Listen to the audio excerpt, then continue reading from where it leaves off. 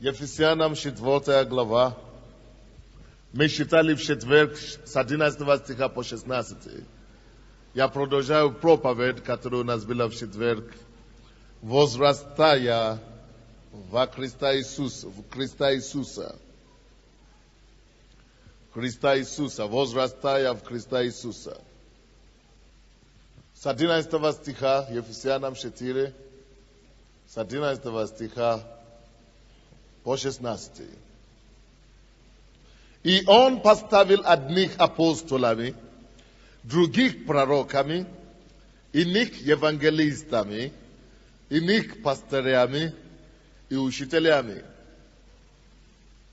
К совершению святых на дело служения для созидания тела Христова. Доколе все придем единства веры и познание Сына Божия, мужа совершенного, меру полного возраста Христова, дабы мы не были более младенцами, колеблющимися и увлекающимися всяким ветром мучения, по лукавству людей, по хитрому искусству обольщению.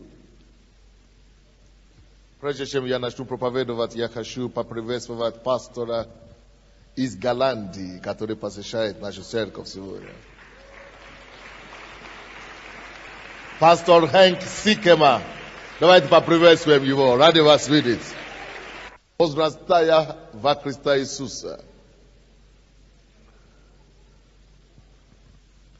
13 стих написано.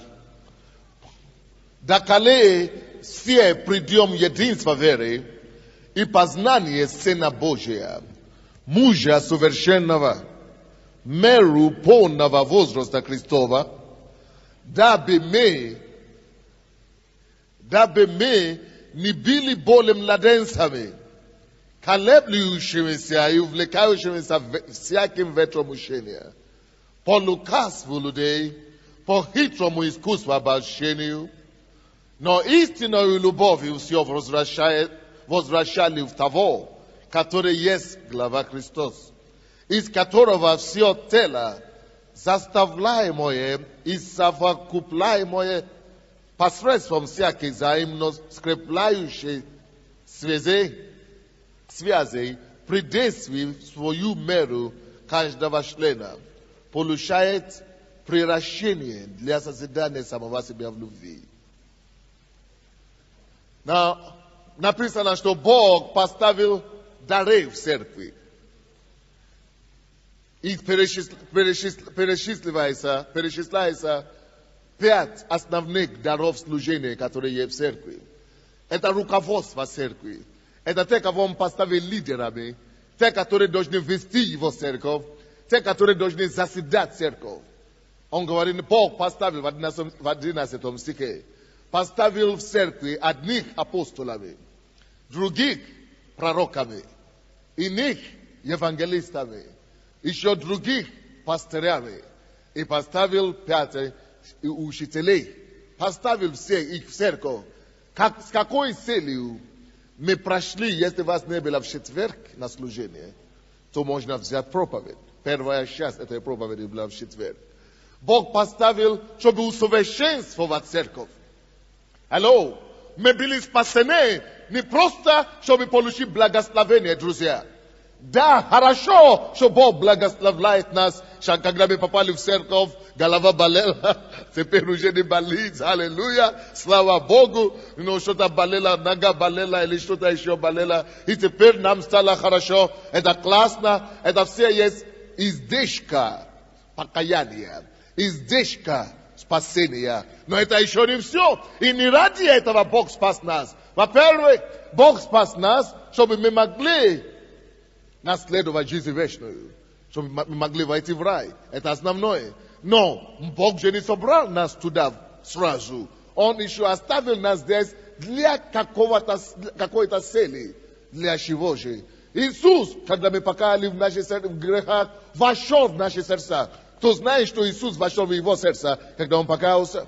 Я принял Иисуса, потому что Иисус есть Дух. Вы приняли Иисуса. Он вошел в вас. С какой целью? Написано, Бог вошел в нас, чтобы мы могли отражать Его лицо, Его качество, Его характер, передавать людям Его любовь, прикасаться к нуждам людей, прикасаться к боли людей, ходить ногами туда, куда люди стоят, где люди находятся. Иисус теперь физически сидит на небе, но Его Дух вошел в нас. Зачем Ему надо было войти в нас? Потому что Иисус хочет продолжать быть Иисусом здесь на земле. Я говорил о фильме «Иисусе», который показывается по городу. Это потрясающий фильм. Мы видели Его действия. Мы видели, как Он исцелял людей. В этом фильме показывается все, что Иисус делал. Не все, но часть того, что Иисус делал. Но то, что большинство людей не знают, это в том, что Иисус хочет. И не только хочет. Иисус жив в физической плоти в этом мире сегодня.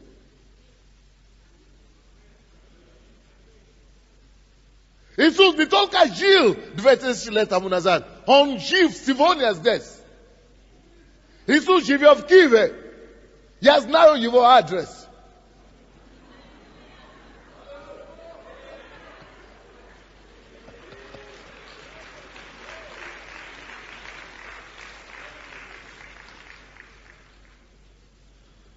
Вы знаете, где Иисус живет? Здесь. Вот Иисус.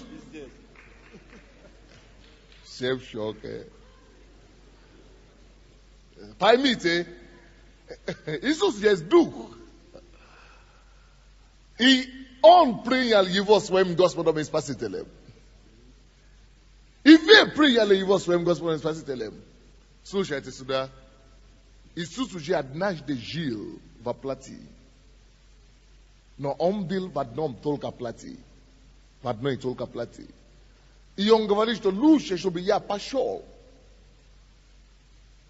Чтобы я мог жить теперь с каждым из вас и внутри каждого из вас. Он говорит, я пойду и я вернусь в виде Духа Святого. Духа. В виде Духа. И Он вернулся, и когда мы принимаем Его, вы знаете почему? Зачем? Он этим самым говорит, Сергей, да? Сергей, ты хочешь, чтобы я простил твои грехи? Хочу. Давай сделаем сделку с тобой. Давайте. Я прощу тебя, я очищу тебя свои грехи, но ты должен начинать представлять меня здесь на земле. Извините, Бог прикасается к женщинам. У вас киста. Маленькие такие кисты. Кисты или киста, либо матка или где-то такое. Положите, пожалуйста, руку на себе, пожалуйста. Именем Иисуса. Хотите прикоснуться. Я запрещаю эти кисты. Повелеваю убраться вон. Будьте исцелены во имя Иисуса. Он говорит, я тебя прощу твои грехи. Я очищу тебя. Но сделка такая. Я еще приду к тебе жить. У меня нету руки, чтобы прикоснуться к людям. У меня нету сердца, чтобы любить их больше. Я не живу больше в физической плоти. Но я тебя прошу, спасу, твой дух посажу с Бога, в одесную Бога, на небе. Я твою душу возьму на небо. Твой дух возьму на небо. Но я приду жить в твоем теле. Тебе надо мне помочь. Я тебе помог, спас тебе. Омил твои грехи, простил. И еще посадил тебе в Царство Небесное, чтобы ты не попал в ад.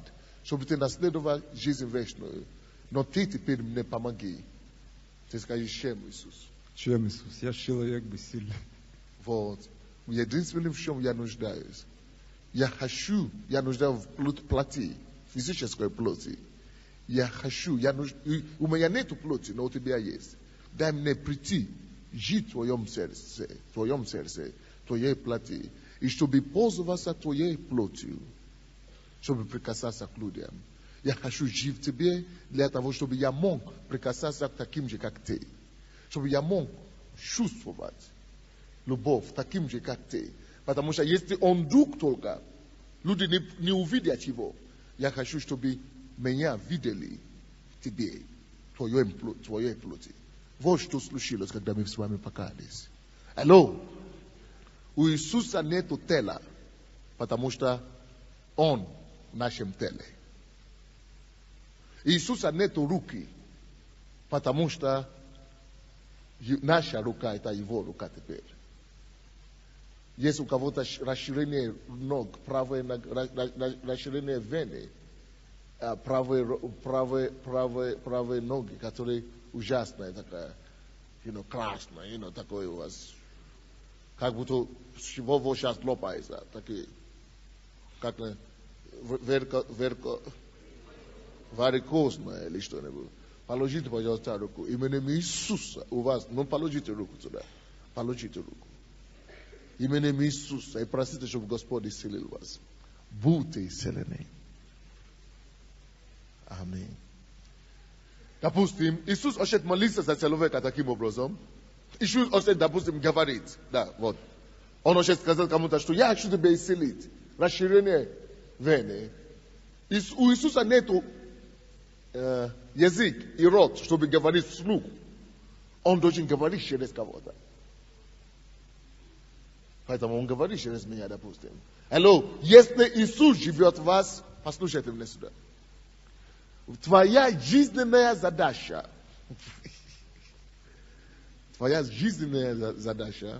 ровно как и моя, это явить, проявить, выпускать из себя Иисуса, чтобы быть похожим на Иисуса, чтобы поступал, как Он поступал бы, чтобы любить, как Он любил бы, чтобы чувствовать боли, слезы людей, как Он бы это делал, чтобы прикасаться к людям, как Он бы, чтобы помогал людям, как Он бы. Поэтому как нам достичь такую цель? Вот почему Галатам 2 глава 19 стих Павел говорит, что уже не я живу, я уже умер. Теперь я теперь живу верою в Сына Божьего, который умер за меня, который живет через меня. Уже не я живу.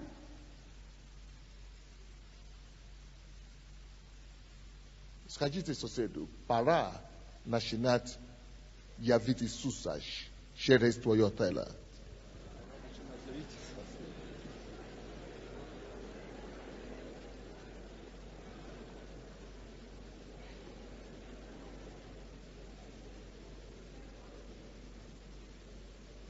Друзья, вы здесь? Вот с этим пониманием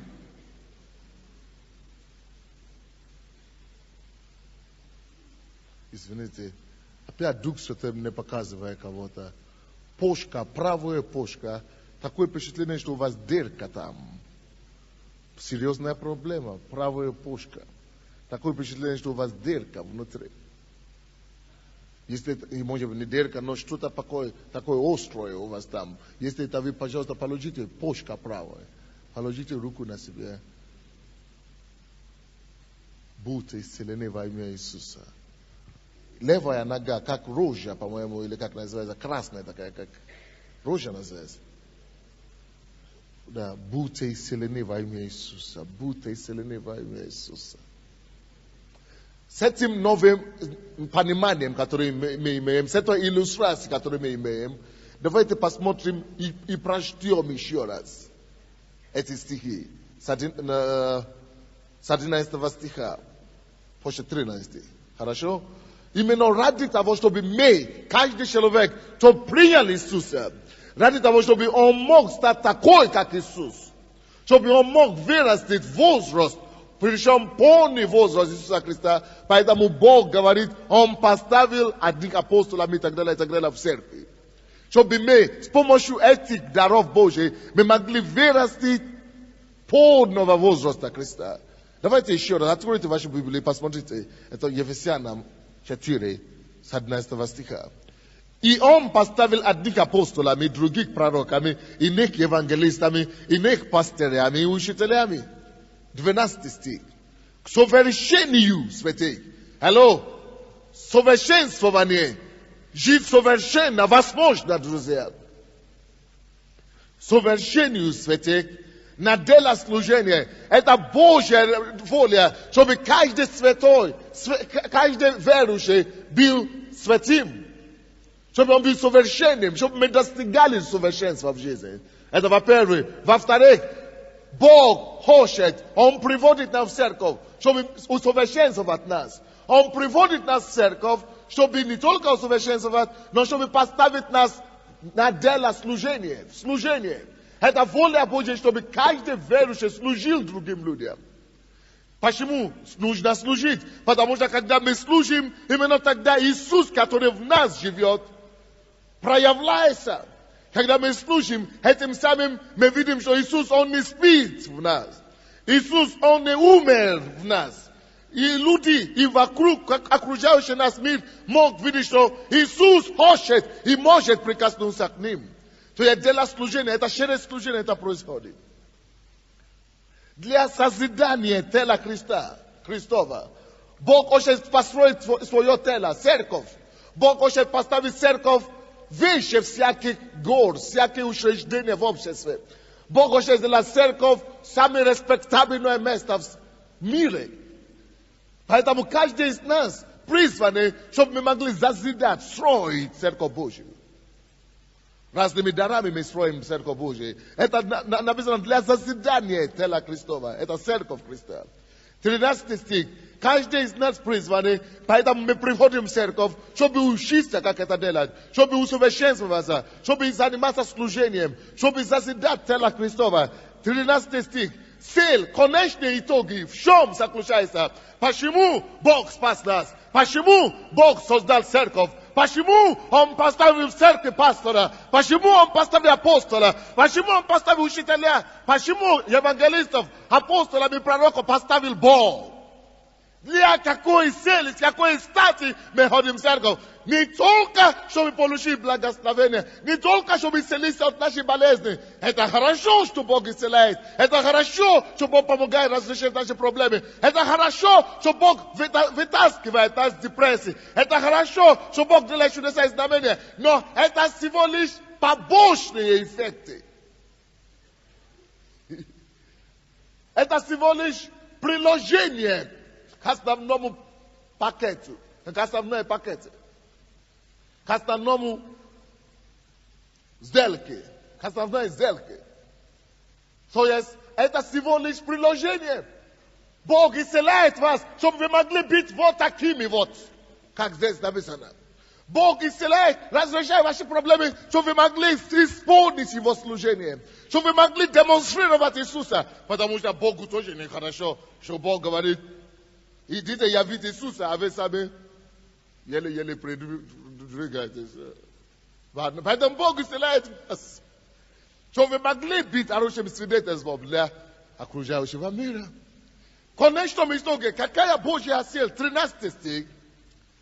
Бог поставил церковь и дары в церкви поставил, чтобы привести нас к совершенству, доколе, 13 стих, доколе все придем, все. Скажите, все относятся ко всем. И скажите кому-то рядом, и к тебе тоже. 13 стих еще раз. Что же Бог хочет от всех? Что же Бог хочет от всех? Что же Бог ожидает от всех? Что Он ожидает от всех? 13 стих читайте еще раз. Доколе все придем единство веры. Бог хочет, чтобы у нас было единство веры. Чтобы мы говорили по одинаковому, чтобы мы верили, что Бог способен исцелять, чтобы никто не сомневался в этом, чтобы мы пришли в единство с Иисусом Христом, чтобы мы имели те же самые точки зрения на жизнь, как сам Иисус имеет. И он говорит, да коли мы придем в единство веры и познание Сына Божия, Бог хочет, чтобы мы познали Иисуса. Вот почему мы ходим. Мы хотим познать Его не просто теоретически. Мы хотим познать Его и быть как Он. Зачем познать Иисуса? Еще раз давай сюда быстренько. Если это цель, которую Бог ставит перед нами, чтобы познать Иисуса, нужно Ему познать Иисуса. Почему? Потому что Иисус живет в Нем. И чтобы Ему отражалось Иисуса, и чтобы Он мог отражать Иисуса, Ему надо знать, как Иисус поступает. Допустим, если Он видит, что там есть люди, которые не спасены, что Иисус делал. Вот почему мы читаем Библию, изучаем жизнь Иисуса, чтобы мы могли знать, каким образом Иисус лучше выразится через меня. Напишите себе 2 вопроса. Когда вы читаете Библию, как вам получить максимум пользы и выгоды из Библии? Как получить максимум пользы и выгоды из Библии? Как максимально понять и получить благословение из Библии? Когда вы читаете Библию, задайте первый вопрос себе. Что Бог хочет мне сказать о самом себе в этом кусочке? Что вы должны задать такой вопрос себе. Это помогает вам. Что Бог хочет, чтобы я знал о себе тут. Это первый вопрос. И второй вопрос. Каким образом Бог хочет, чтобы я подражал или явил, демонстрировал Его с этого местописания, которое я читал. 2 понимания, когда вы читаете Библию. Все местописания Бог хочет что-то сказать, явить вам, демонстрировать вам о себе, что я милосердный Бог. Когда Он милует человека и говорит, вот таким я хочу быть через тебя. Вот таким я хочу, чтобы ты был. Таким, когда мы видим, что Иисус исцеляет людей, это говорит нам о чем? Иисус целитель. И Он этим самым говорит нам, вот таким хочу, чтобы ты был. Когда мы видим, что Иисус сострадает людей, значит Иисус сострадает. Сострадательный Бог. И этим самым второй вопрос, Он хочет быть таким через меня. Вот почему мы изучаем Иисуса. Вот почему написано, доколе мы все придем в познание Иисуса. Бог хочет, чтобы мы все, чтобы пастыри работали над вами, чтобы апостоли работали над вами, пока вы все не придете. Единство с Иисусом, одно целое, быть одно целое с Иисусом. Познание, чтобы полностью познать Его. Потому что когда вы будете познавать Его, тогда вы будете реагировать как Он. Допустим, если вы хотите подражать вашего отца или маму, и вы его никогда не видели, как вы можете подражать их? Если вы никогда не видели эту маму или эту папу, вы не сможете их подражать. Я вижу моего сына, мой сын маленький, он меня подражает во всем. Чтобы подражать папу, надо видеть папу, надо жить папой, надо изучать папу. То же самое, поэтому написано, мы все ходим в церковь, не просто чтобы нам стало хорошо, чтобы получить исцеление, чтобы просто почувствовать себя хорошо. Если мы только так, поэтому ходим в церковь, напишите мои слова, вы будете выходить из церкви, и вам будет хорошо, а потом через день или вечером вам уже опять плохо. Потому что вы гоните за благословением, вы должны гоняться за Христа. Чтобы познать Его, чтобы затем потом быть как Он, затем потом явить Его. Мы должны гнаться за Христа, за Его личность, за познанием Его. Поэтому написано, доколе мы все придем к познанию полное познание. Бог хочет, чтобы мы пришли в единство познания Иисуса. Чтобы мы видели Его точки зрения. Чтобы мы видели, какой Он. Чтобы мы могли быть такими же. Допустим, когда Иисус видел этого народа полный, который заблуждается, Иисус говорит, написано в Библии, Он жалился над ними. Ему плохо, Он жалился над ними, Он говорит, как люди рассеяны и изнуренные без овца, без овец, без пастора.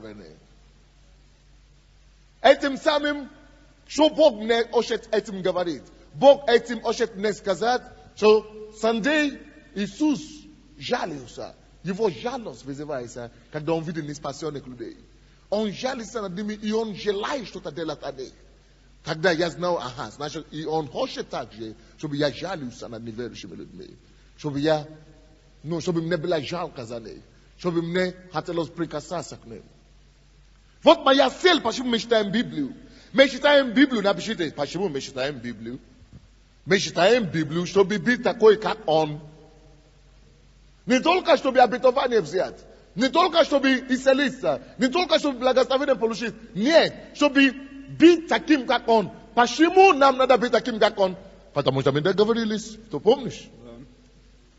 Да. Я спасу тебя, прошу тебя свои грехи, омою тебя, и еще твой дух посажу на небеса, одесную Бога, Царство Небесное. Но у меня тут беспомощно на земле. У меня нету тела, через которое я мог бы прикасаться к людям, как я это делал в Палестине 2000 лет тому назад. Поэтому я войду в твое сердце, но тебе надо теперь проявить меня через твое тело. Вот почему мы живем с Иисусом. Быть Иисусом везде. Маленькими Иисусами. Вот почему христианами назвали первые апостоли. Потому что они... Что такое христианство? Христианство. Это общество людей, которые проявляют Иисуса. Кто такой христианин? Это тот человек, в ком Христос виден. Христианин. Это тот христиан, который проявляет Христа. Характер Его, поступки Его, действия Его. Скажите друг другу определение христианина. Христианин – это тот, который проявляет Христа через свое тело.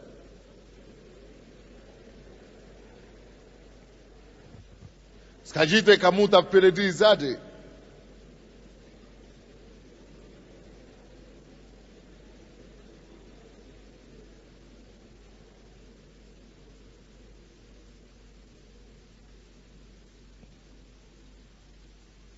Так что Бог хочет, чтобы мы не только познали Иисуса как-то, но чтобы мы познали Его полного возраста Христа, меру полного возраста. О чем говорится, когда говорится, что полный возраст?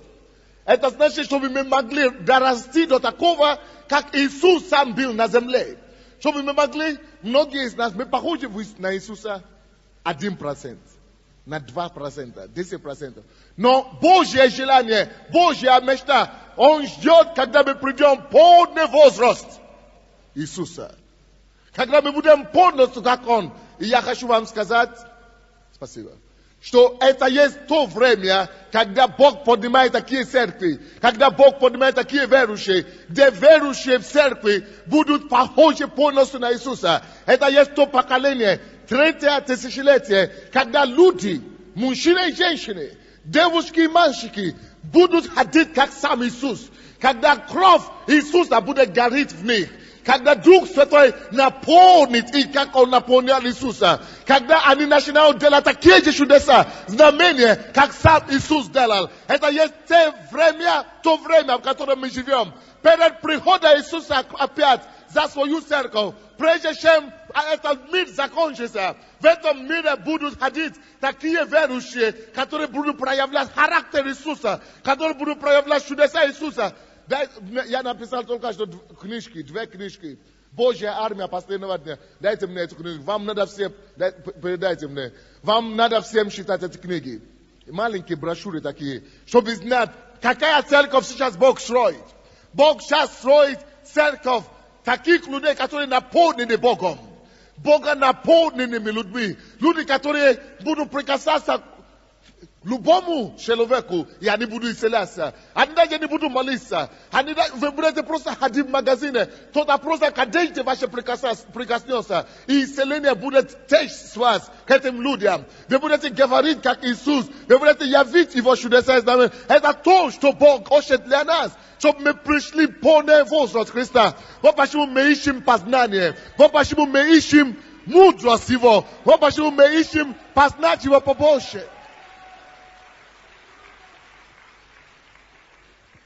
Вот только что выпустили эти маленькие брошюры. Мудрость, которая возвышает. Кто хочет получить мудрость, которая возвышает. Вот мудрость, которая возвышает. Вот такая маленькая брошюра. Я не знаю, сколько она стоит. 2 гривны, да? Там меньше 2 гривны стоят эти все вещи. Божья армия последнего времени. Вот Бог созидает свою армию последнего времени. И я так хочу, чтобы наша церковь записалась в эту армию. Я так хочу, чтобы мы были, и эта армия будет именно группа людей, которых нельзя будет отличать от апостолов. Все то, что апостоли делали, потому что когда апостоли появились в городе, написано, мы их не знаем, они не грамотные люди, но мы можем одно сказать от них. Они были с Иисусом. Чтобы где бы мы не появились с вами, чтобы люди начали говорить, мы не знаем этих людей, но Иисус видим в них. Мы видим Иисуса из Назарета. Мы видим те же самые чудеса и знамения, которые были деланы в Библии. Мы видим тот образ жизни, который Иисус вел. Мы видим Иисуса не просто на слова, но на самом деле. Иисус живет в этих людях. Алло, поревнуйтесь об Иисусе, друзья. Это есть новый день, это есть новое время. Это 2000 год. Это не случайный год. Это 21 век. Это век воскресения Иисуса Христа. Посмотрите, Иисус был распят. И на какой день Он воскрес?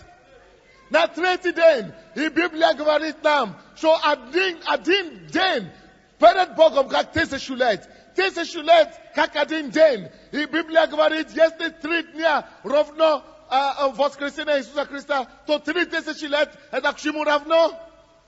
Воскресение. 3 дня. То есть только 3000 лет сейчас мы вошли. 1000 лет прошло. 2 тысячи лет прошло. Вот мы сейчас накануне 3-го тысячелетия. Это 3-й век, когда Иисус Христос войдет и воскреснет в своей церкви. Он начнет ходить в человеческой плоти. Он начнет действовать через верующих. Это есть век. Это, наверное, будет самый последний век и в истории человечества. Именно в этом веке это есть 3-й день воскресения, когда Иисус будет ходить по всей земле, по каждой стране, по каждому городу, через мужчин и женщин, которые узнают Его. Алло, поменяйте ваши приоритеты. Станьте богоискателями. Станьте кем? Станьте богоискателями. Хорошо получить благословение, но это слишком мало для нас. Бог хочет, чтобы мы стали раздатчиками благословения. Бог не просто хочет, чтобы мы были благословлены. Бог хочет, чтобы мы стали источниками благословения.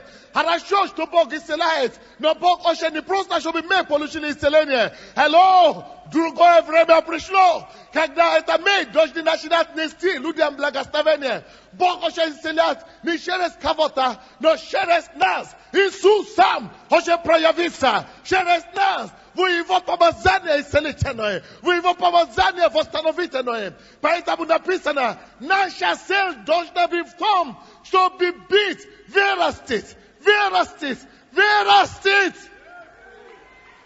по невозраст Христова. Алло, родиться в Царстве Божьем, это еще не значит быть наследником Царства Божьего. Напишите это важно. Родиться в Царстве Божьем, это еще не значит быть наследником Царства. Родиться и быть детем Божьим, быть ребенком Бога, Это еще не обозначает бить его сыном.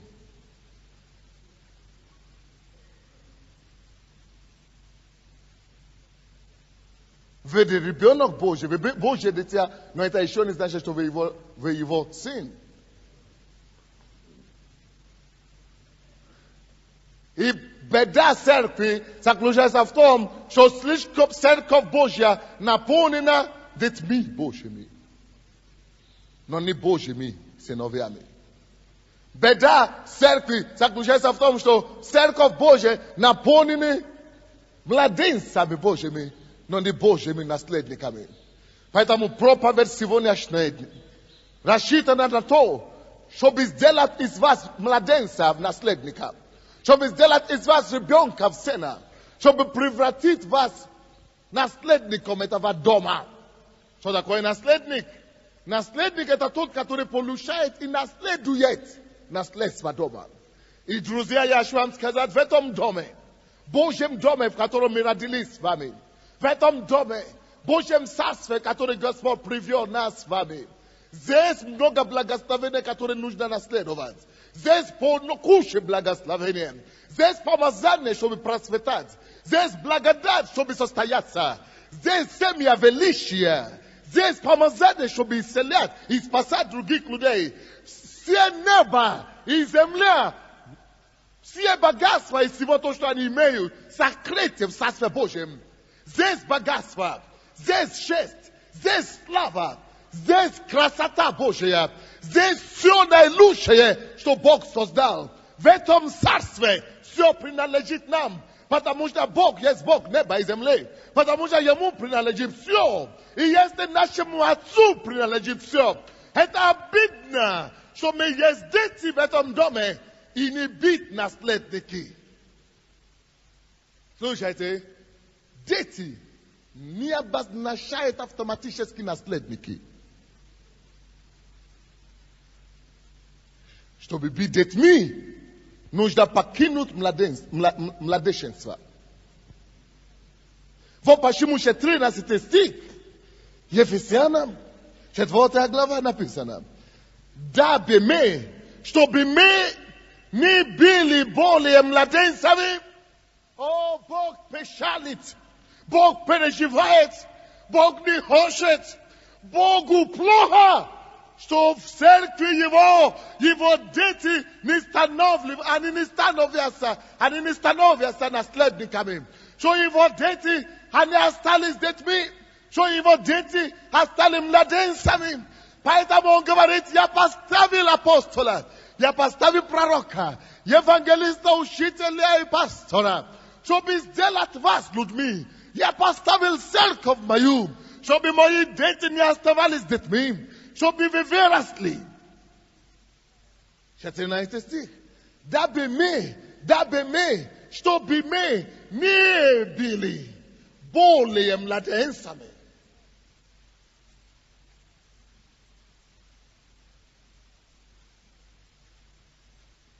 Не были более младенцами, колеблющимися и увлекающимися всяким ветром учения, по лукавству людей, по хитрому искусству обольщения. Что такое младенец? Хотя он ребенок Божий, но он еще увлекается всяким ветром жизненным. Hello? Младенец в Царстве Божьем — это люди, которые есть дети Бога, но они еще могут болеть, они еще могут мучиться, они еще могут падать в депрессию, они еще могут раздражаться, они еще могут расстраиваться, они еще могут гневаться, они еще могут красть, убить, или, не может быть, не убить, но обманывать, или что-нибудь такое делать, расстраиваться. То есть, всяким ветром, все проблемы, которые в миру приходят уже на них. Ветер, всякий ветер, который дует в миру, касается их также, потому что они младенцы. Вот почему Бог говорит, что чтобы мы больше не были младенцами, которые колеблются всяким ветром ушение. Ветер, вы знаете, есть такие дерева, которые ветер, они не обращают внимания на ветры, потому что они уже крепкие, они стоят. Но есть некоторые такие тоненькие дерева. Всякий ветер, они падают 2 раза в день, 3 раза в день, потому что они слабенькие. Они слабые такие. Любой ветер, они уже... Вот то же самое, что Бог говорит. Мы слишком много людей, которые уже спасены. Представьте себе, вы уже спасены. Вы по праву есть ребенок всемогущего Бога. По праву вы самый сильный человек на свете. Вы есть самый сильный человек на Украине сегодня. Сильнее вас нет никого. Это правда. Я знал, что я самый сильный человек в городе. Это не гордость. И вы тоже по праву нашего рождения. По факту нашего наследства. Но некоторые из вас не похожи. Потому что ваши слова, они не авторитет ни для Бога, ни для дьявола.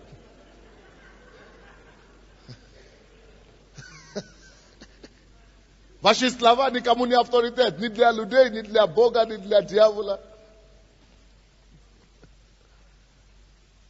Потому что вы еще не выросли. Алло, есть возможность для роста. И когда Бог видит состояние церкви, что его люди не выросли, что они младенцы, Он говорит, пожалуйста, чтобы вы больше не были младенцами, которые ветром, учением увлекаются. Допустим, многие из вас вы еще ходите к людям, чтобы молились за вас. Молились за вас, чтобы стало легче. Почему? Потому что вы младенцы. Вы еще не выросли. Многие из вас вы еще имеете какие-то проблемы и так далее. У вас должна быть только одна проблема. Как привести весь мир к поколению Иисуса. Нет других проблем.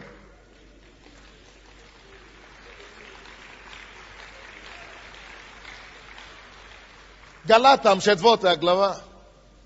Галатам 4 глава. Я хочу вам показать, что быть ребенком, это еще не значит, что быть наследником.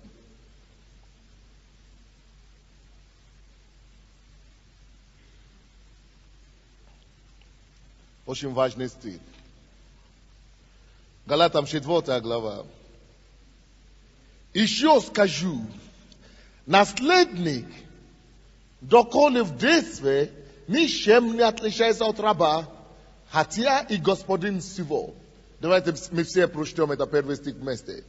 Нас еще. Давайте. 1, 2, 3.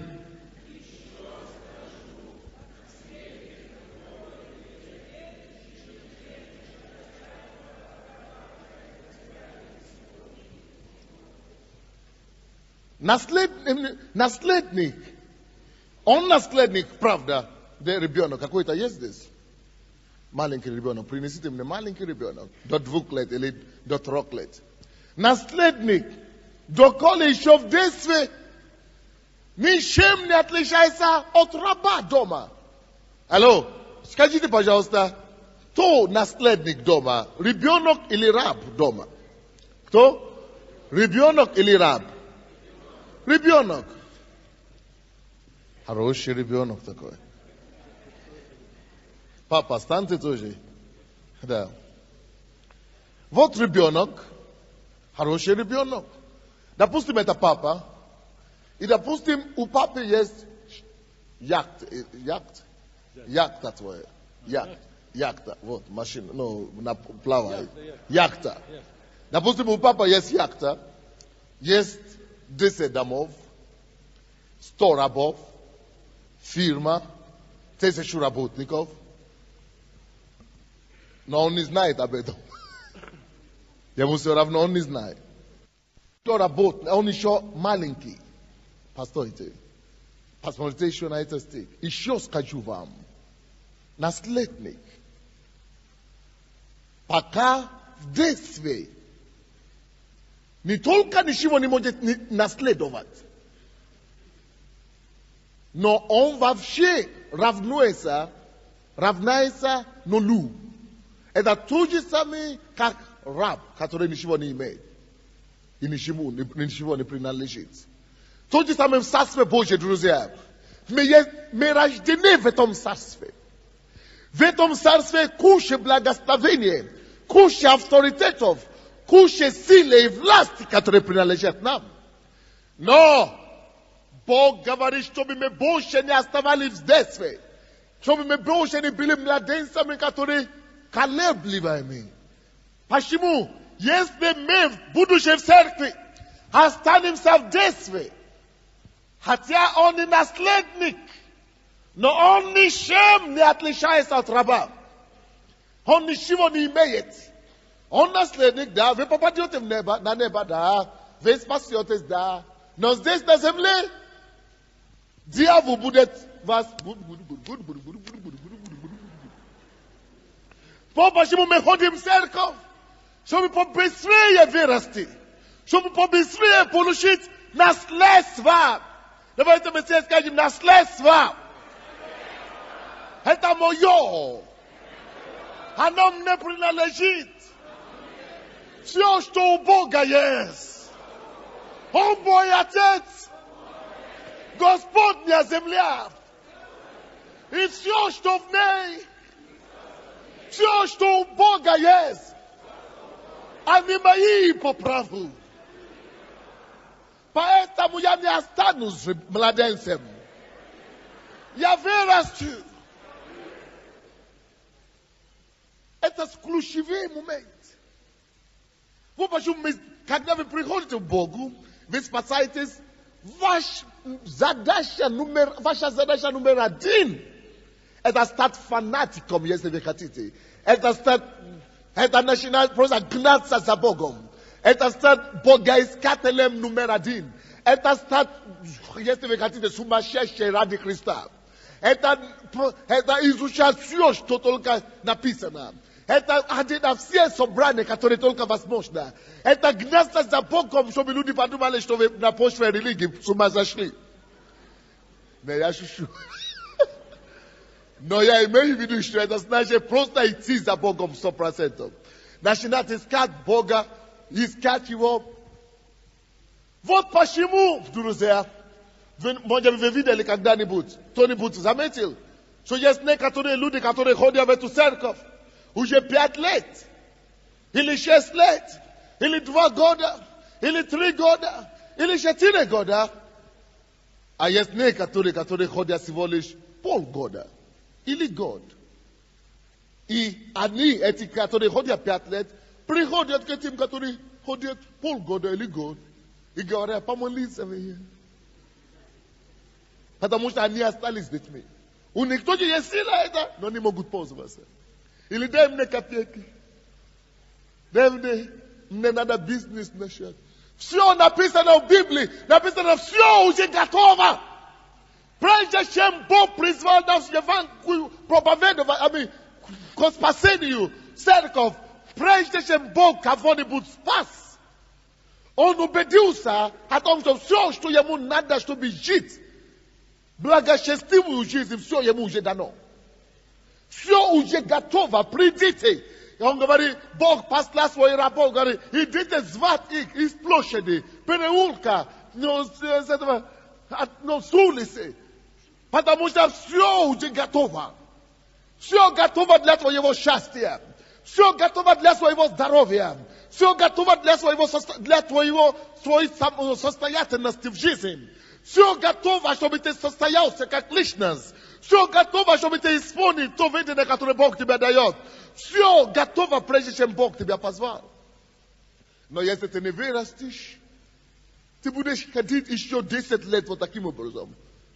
Скажите мне, пожалуйста, если этот вот ребенок через 10 лет останется такой, как мы назовем его?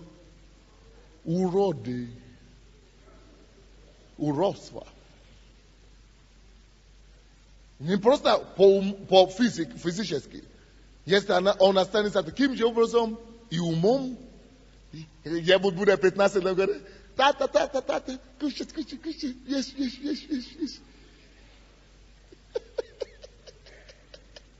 И он еще такой, не может ходить, не может двигаться, родители возят его туда на руках. Через 20 лет, ему 20 лет, 2 года. Как мы назовем уроды? К сожалению, церкви Божьей полны уродами.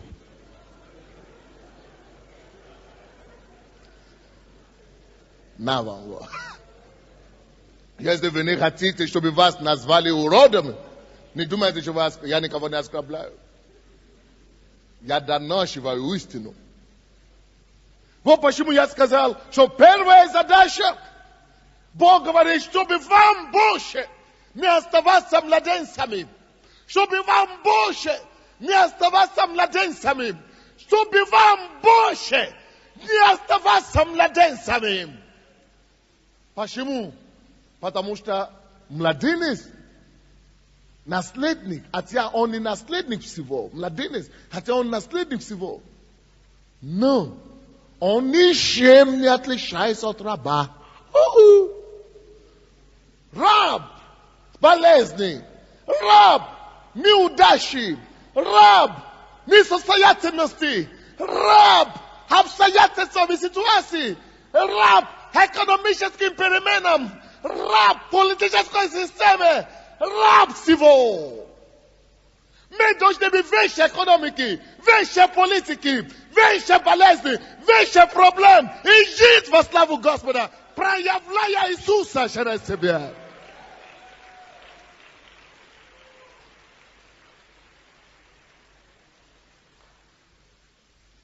Где это лежит ключ? Вырастет. Вырастет. Не уходите. Галатам, 4 глава дальше. Еще скажу, наследник, доколе в действии, ничем не отличается от раба. Хотя и господин всего, но он не знает. Правильно? Он не знает, что он господин всего. 2 стих. Он, этот наследник, ребенок, подчинен, он подчинен попечителям. Видите, попечителям. И домоправителям до срока отца назначенного. Алло, если вы не растете в Боге, вы ходите в церковь, от 20 лет ходите в церковь, от 100 лет. Если вы не растете, вот почему я пишу книги, ради вас. И есть некоторые люди, которые ходят в эту церковь, ни одну мою книгу не читали. А я уже написал 15 книг. Маленькие, большие. Ради вас я это делаю. Другие приезжают с России, из Беларуси, Польши, из Германии. Покупаю по 200 кассет. А мои тут сидят. У нас же пастор есть. Но он помолится, если что. Заблуждение, друзья. Мечта моя и ваша должна быть в том, чтобы вырастить, как пастор сам. Чтобы вы стали такие же, как помазаны, как пастор. Еще больше мечта Иисуса, чтобы мы стали выросли полного возраста Иисуса, самого Иисуса.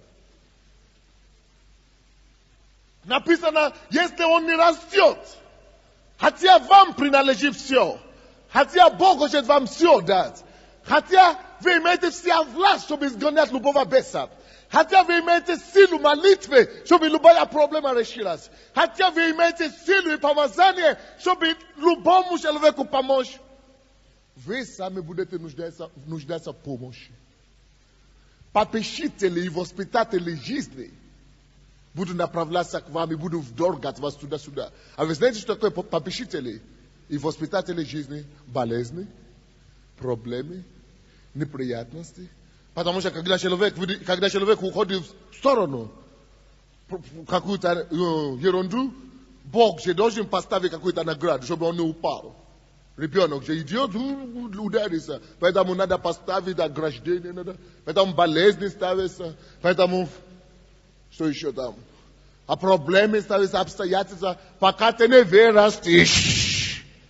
Когда ты теперь вырастешь, тогда Бог убирает попечителей жизни. Тогда Бог убирает воспитателей жизни. И знаешь, что теперь он вырос, он может теперь идти самому по улице и не попадет под машиной. Вы не поняли? Попечители жизни – это неудобно, это рабство. Воспитатели жизни – это рабство. Зачем вам нужно будет остановить и вести по жизни по проблемам, чтобы вы не отошли от Бога? Вырастите, тогда меньше станет проблем.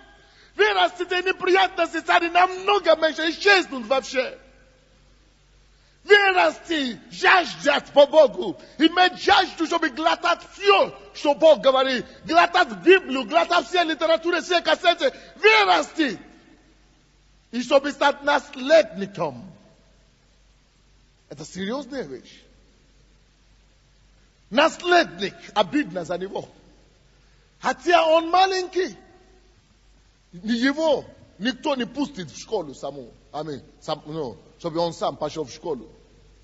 Или в детский сад. Кто-то должен повести. Хотя он наследник. То же самое по жизни.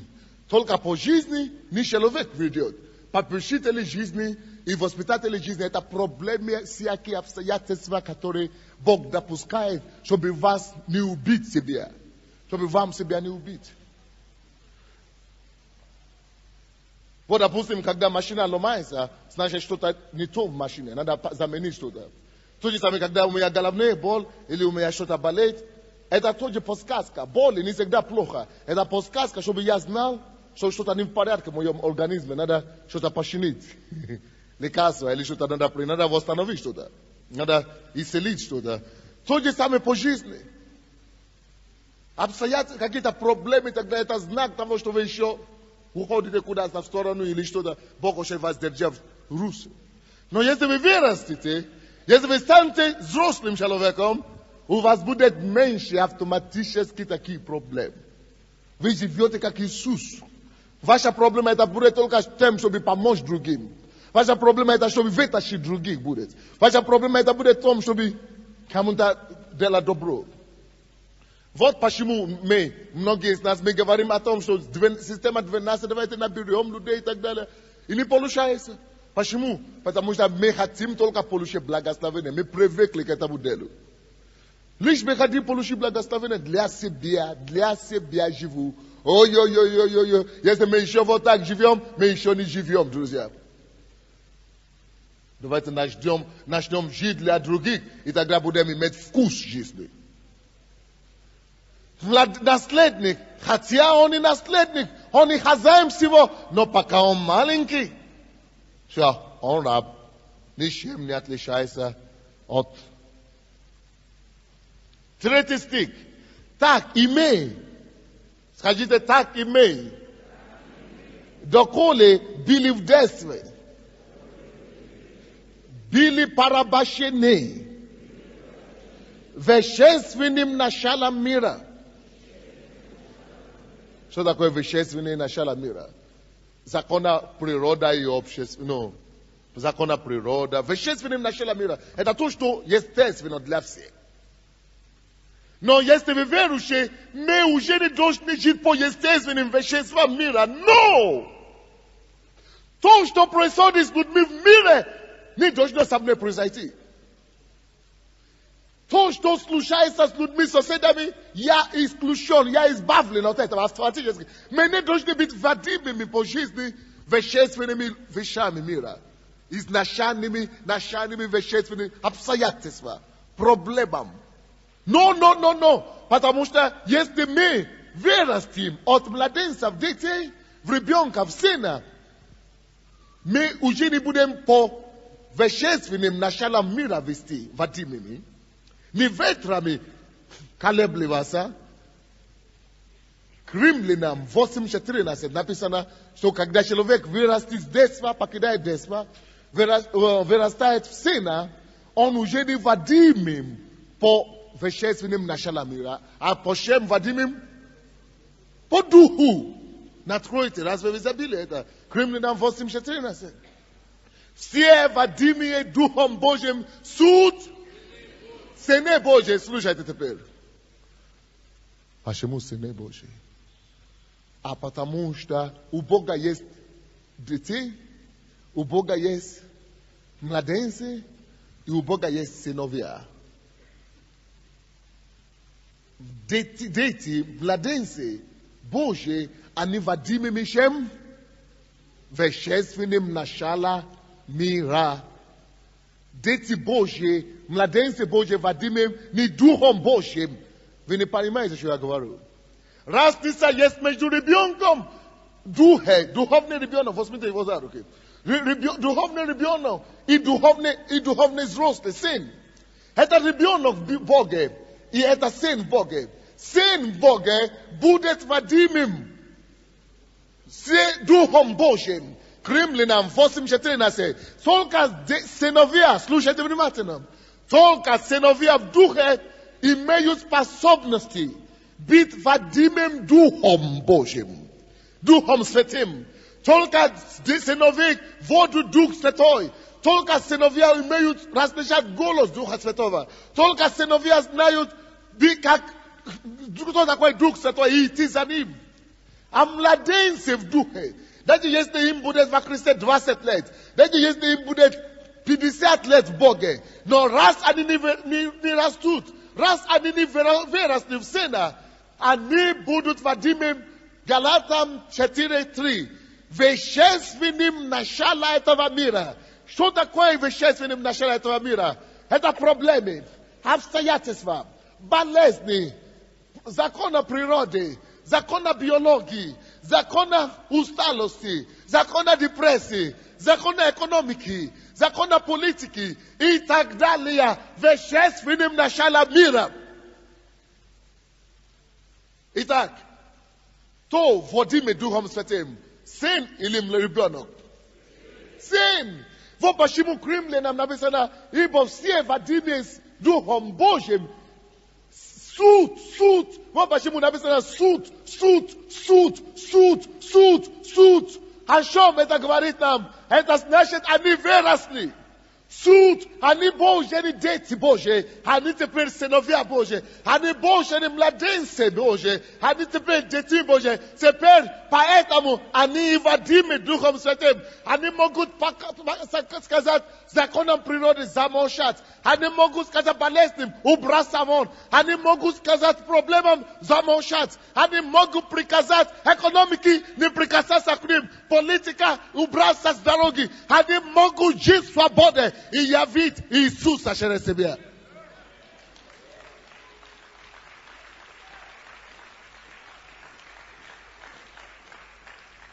Я еще одно вам покажу. Исайя 9 глава. Спасибо. Ребенок устал. Ничего. Зато ты помог нам понять проповедь.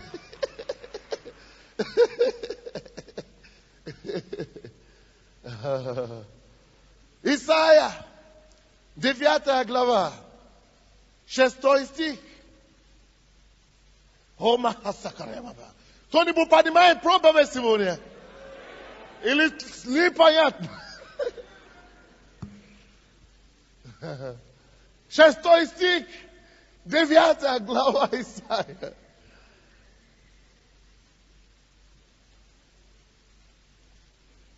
Ибо младенец родился нам. Скажите, младенец родился нам. Но сын дан нам. Скажите, сын не рождаются, сыновья не рождаются.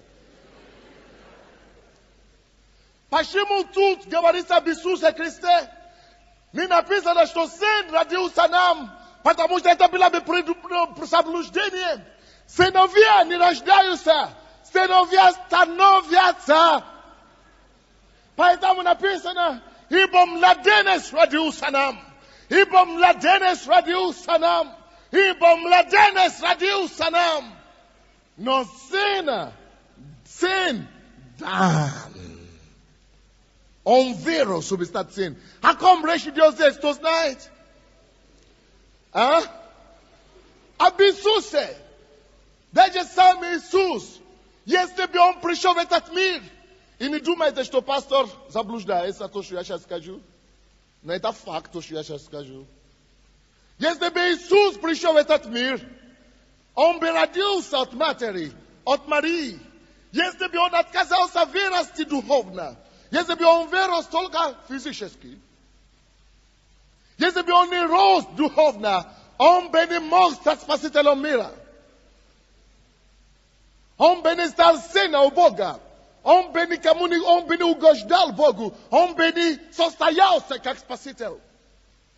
Вот почему я хочу вам показать сейчас, что вам делать, что тебе делать, что мне делать, чтобы вырасти от младенца до сына. Напишите себе, что нам делать, кто хочет стать сыновьями Бога.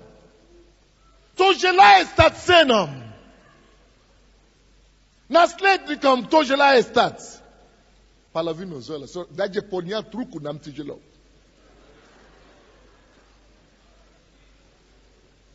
Хорошо, пишут, пускай пишут. Евангелие от Луки, 2 глава. 40 стих. Иисус родился точно как мы с вами. Не только физически рождение речь идет, не духовное. Мы тоже с вами родились духовно младенцами. Каждый, кто пришел к Богу, он младенец. Но мы должны расти с этого положения младенца и вырасти в сына. Посмотрите, пожалуйста, быстренько.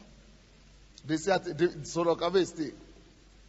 От Луки, 2 глава, 40 стих. От Луки, 2 глава, 40 стих. Младенец же, hello, написано, младенец родился кому? Нам, но сын дан нам. Он родился младенцем Иисус, а потом что сделал? Вырос в сына. 40 стих. Младенец же, что сделал? Что?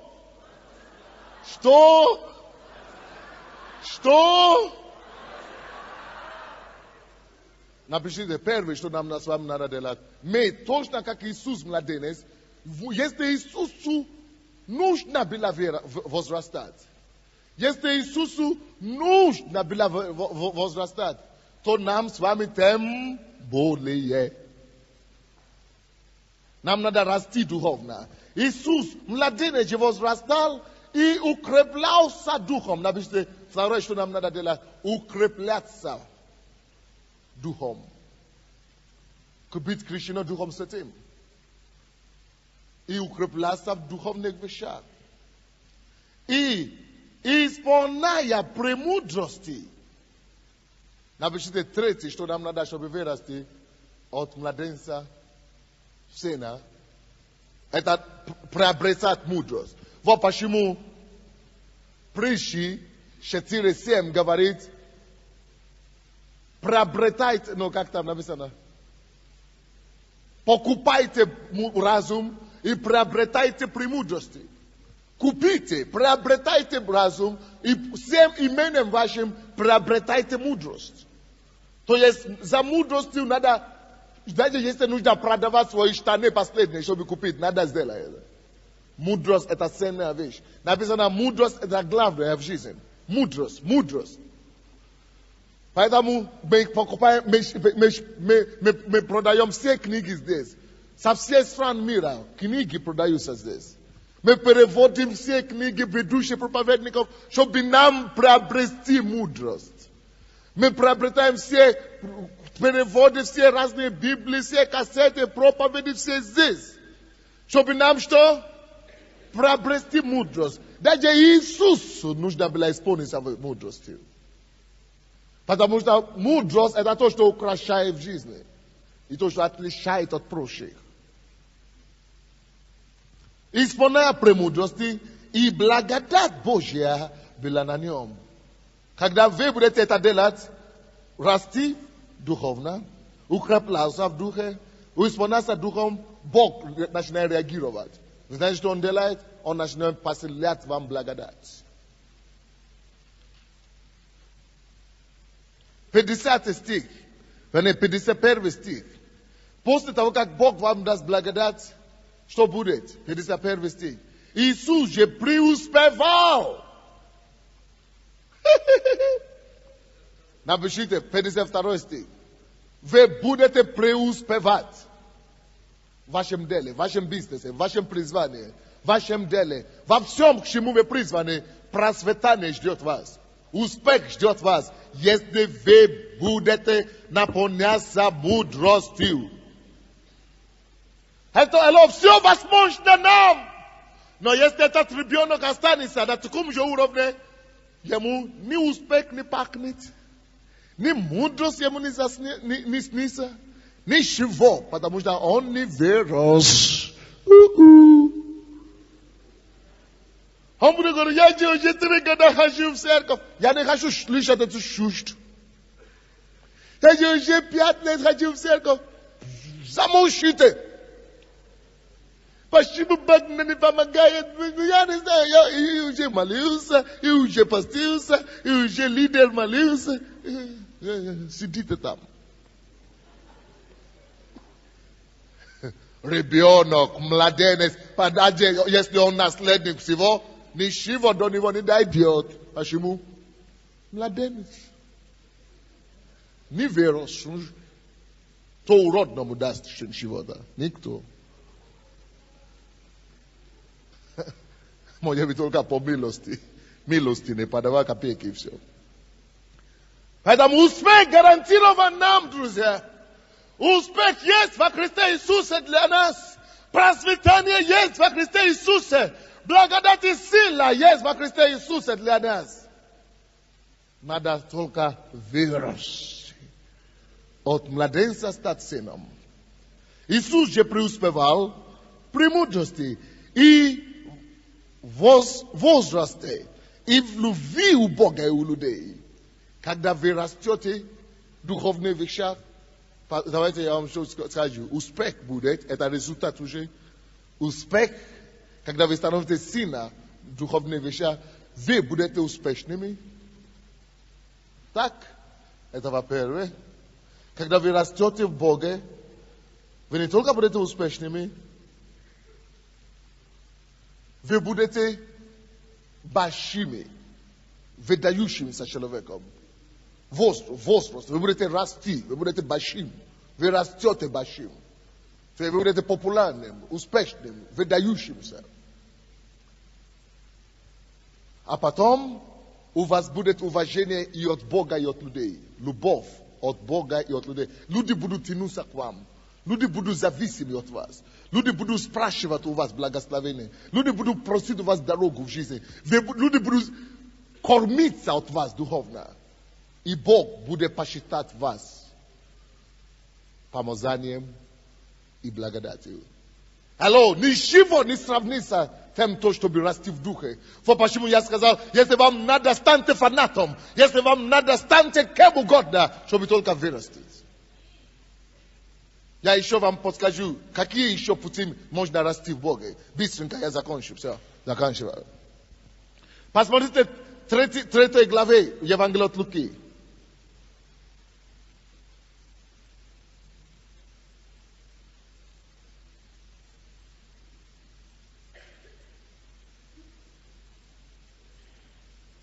Шестнадцатый стих.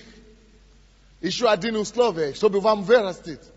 Каким не условие, а процесс, скажите наоборот, напишите наоборот, процесс возрастания от младенца к сыну, процесс возрастания от младенца к сыну, процесс возрастания от младенца к сыну. Первый процесс это 3, Евангелие от Луки 3:16. Иоанн всем отвечал, я крещу вас водою, но идет сильнейший меня, у которого я недостоин развязать ремень обуви. Он будет крестить вас Духом Святым. Так, можно считать этого до 21 стиха. Но я буду читать только 21 стих. Когда же крестился весь народ, и Иисус, крестившись, молился, adversnost neba. To jest 21 стих написано, даже Иисус Христос пошел креститься у Иоанна Крестителя. Ради чего? Почему? Вы помните, вот от Матфея 3 главе, Иоанн Креститель говорит, Иисус, ты не должен креститься от меня. Но и ты больше меня же. Это я должен у тебя креститься. Но что Иисус сказал? Надо одно, чтобы исполнилась всякая правда. Всякая правда. Напишите, процесс возрастания. Первое. Иисус должен быть подчиняться человеку. Кому-то. Надо было подчиняться Иисусу кому-то. Учиться у кого-то. Хотя Он Сын Божий, хотя Он Иисус, хотя Сын Бог сам живет в Него, но это ерунда, если ты не подчиненный, если ты не имеешь старшего, если ты не имеешь духовное покрытие, ты самозванец настоящий. Если Иисусу надо было этого делать, кто ты такой? Ты не можешь быть больше Иисуса. Но Иисус говорит, Иоанн говорит, но ты не больше меня, но как я могу, неудобно. Иисус говорит, ради правды. Надо, чтобы все правда исполнилась. Вот почему написано в Римлянам 13:1, что всякая душа должна подчиняться вышестоящей. Без этого ты попадешь в заблуждение. Без этого однажды дьявол просто придет и тебя ударит по голове, потому что у тебя крыши в голове нет. Вот почему у нас эта система 12, чтобы каждый был под крышей, под защитой, под покровом. Это процесс становления сына. Первый процесс. Второй процесс становления сына. 4 глава от Луки, 1 стих. 4 глава. 1 стих от Луки. Иисус, исполненный Духа Святого, возвратился от Иордана и поведен был Духом в пустыню. Следующий процесс – это то, что мы называем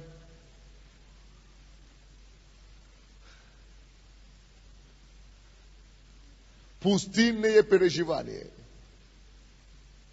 Пустынные переживания. Не важно, кто вы такой, не важно, какое у вас призвание, не важно, насколько велико это призвание, у вас будет пустыня в вашей жизни. Что такое пустыня? Вы молитесь, ответ не приходит. Вы делаете все, вы стараетесь, что-то такое, все сухо и пусто. И глухо пусто, Боже. Глухо, сухо и пусто. Вы думаете, Господь, что я делал? Я согрешил, наверное. Почему ты не отвечаешь? Иногда даже вам покажется, что Бог умер.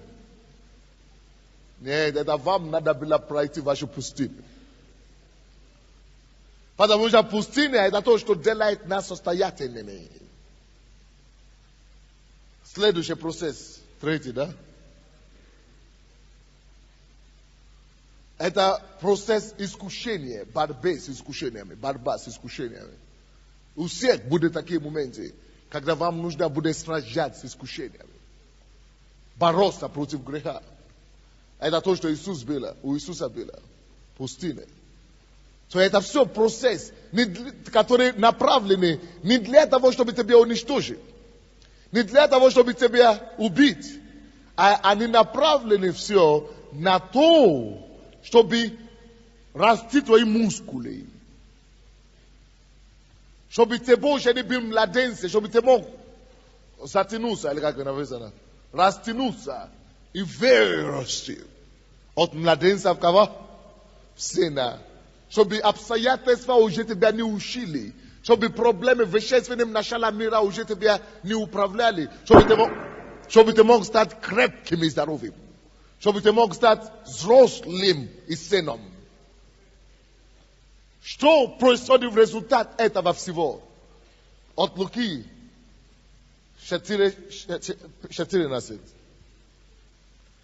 И возвратился Иисус, Он вошел в пустыню без силы Духа Святого. Но когда Он вернулся с пустыни, и после искушения, что с вами будет после искушения? It's time, no?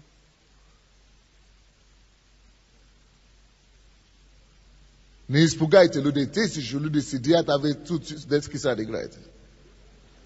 14 stih. I возвратил се Исус в силе духа в Галилею.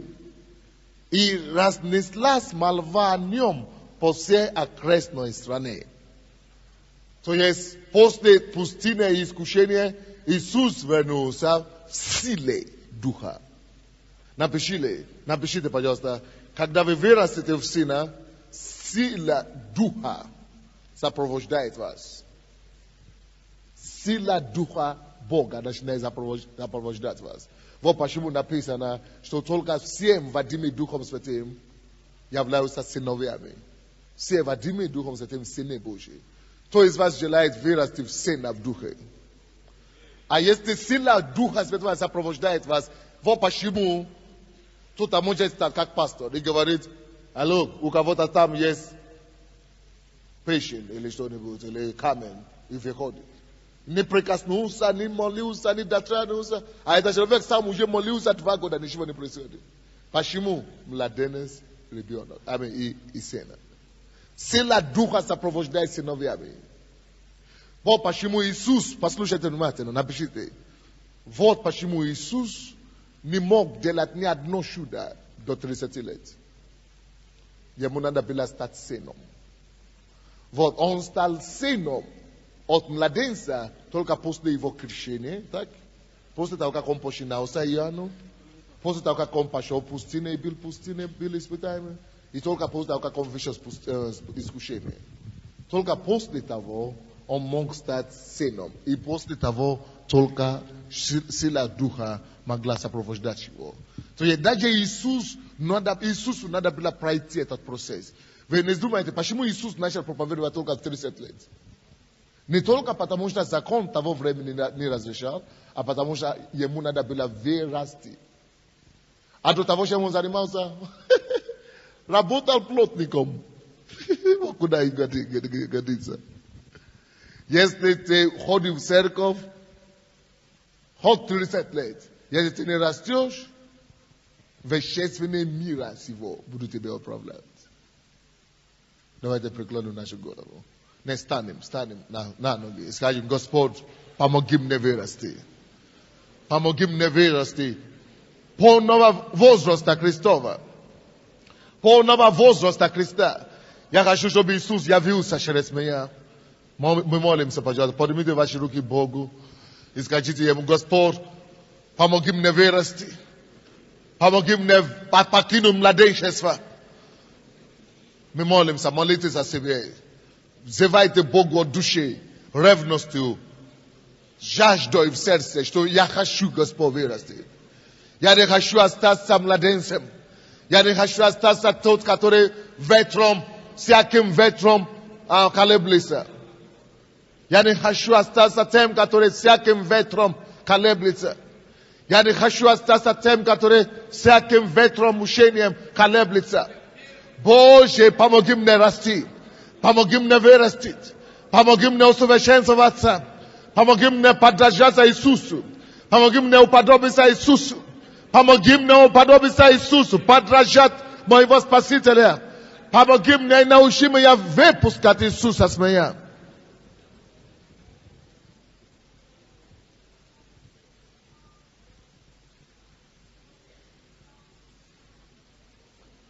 О, Господь, помоги нам.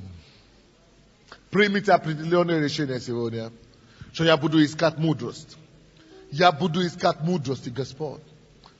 Помоги мне, Господь, искать мудрость, укрепляться в духе. Я хочу укрепляться в духе, познание, премудрости. Я хочу начинать искать все, что может способствовать моему росту. Я хочу начинать служить другим, дотрагиваться до других, помогать другим, служить, распространять Твоей любви. Помоги мне, Господь. Я не хочу быть таким, как я был прошлый год, прошлый месяц. Я хочу вырасти в совершенство. Я хочу достичь уровня духа, уровня сына, чтобы сила духа могла сопровождать меня. Чтобы сила духа Maglor Yavlasa Sheresmeya. Chobi Bani Magli Iseliasa Sheresmeya. Chobi the Greshnik Maglis Passasa Sheresmeya. Chobi Shudesais Namenia Yavili Sheresmeya. Chobi Maya Jesus Sala Blagas Navenem Latese Shami Millionov. Oh, Chobi Yamogis Ponis or your Prisvania. Chobi Yamogus Pevat Gisni. Chobi Yamog Sostayasav Ligisni Gaspor. Oh, wzywajcie Gospodus, żaź do w serce, żaź do w serce, rewność w serce. Скажите Богу, возьми меня, Боже, возьми меня, Господь, держи меня за руки. О, возьми меня к себе, приблизь меня, Господь. Мабабо баба лабария бакатара бакая яланда. Ила макото бакатере бороката баба бабая. Ila bakoso kotoburia makatende. Ibakatoria makabiria makarabakaboro katabereketeraya. Yakajubika pastor. Chobi skazar, chobi ta proizashlo. Yakajubika Jesus. Chobi skazar, chobi ta proizashlo. Yakajusta cena. Yakajusta cena. Pamagiv na gospel. Malis, drago. Napisana jaz duše gospel vasponit. Žaž duše Gospod vasponit. Žaž duše Gospod vasponit. Žaždite Gospoda. Žaždite Krista. Žaždite biti takim kak on. Gospod, usliš vopli tvojega naroda.